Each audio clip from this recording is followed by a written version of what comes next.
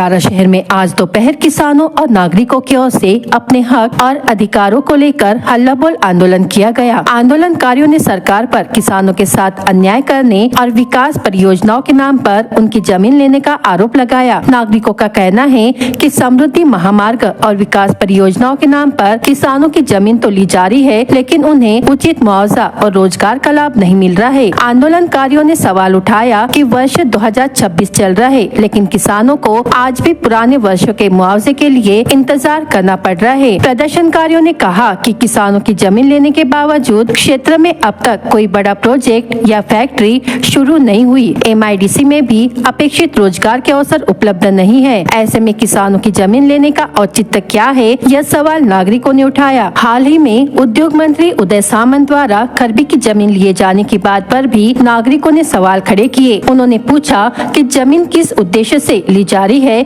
और इसका लाभ स्थानीय किसानों और युवाओं को आखिर कब मिलेगा। सांसद डॉक्टर प्रशांत पडोले ने भी किसानों की जमीन अधिग्रहण को लेकर सवाल उठाते हुए कहा कि विकास का लाभ आम नागरिकों और किसानों को मिलना चाहिए, लेकिन वर्तमान में इसका फायदा बड़े लोगों तक ही सीमित दिखाई दे रहा है। आंदोलनकारियों ने चेतावनी दी कि यदि किसानों की मांगों और मुआवजे के मुद्दे पर जल्द निर्णय नहीं लिया गया, आने वाले समय में समृद्धि महामार्ग को बंद करने जैसा बड़ा आंदोलन किया जा सकता है। सिर्फ किसानों पे जुल्म करने का काम है सरकार कर रही है। समृद्धि हाईवे के नाम पे, डेवलपमेंट के नाम पे किसानों को लूटने का काम है सरकार कर रही है। आज इनको मुआवजा मिल रहा है, 2026 चल रहा है, लेकिन मुआवजा की दिन कौन सा है तो 2024 2023।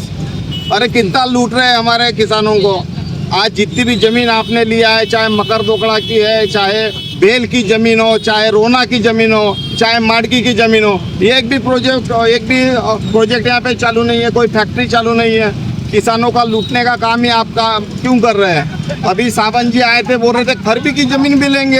अरे क्यों लेंगे, काय के लिए लेंगे। कितने रोजगार यहाँ पे, जितनी भी MIDC अभी भी है वहाँ पे खाली है, ना डेवलपमेंट है ना कुछ नहीं है।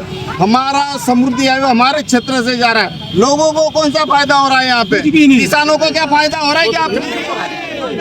लोगों को इसका कुछ भी फायदा नहीं हो रहा है। उल्टी दोनों साइड से जो बची हुई जमीन हो, पूरी जमीन ये यहाँ पे किसानों से ले नहीं रहे। मुआवजा भी पुराने रेट के हिसाब से ले रहे, कोई फायदा नहीं है। पेट्रोल पंप भी दे रहे तो बड़े लोगों को, वहाँ पे होटल भी बन रहे तो बड़े लोगों को। तो इसका फायदा सिर्फ बड़े लोगों को है, अदानी अंबानी को है, कोई किसानों को है यहाँ पे फायदा हो नहीं रहा है।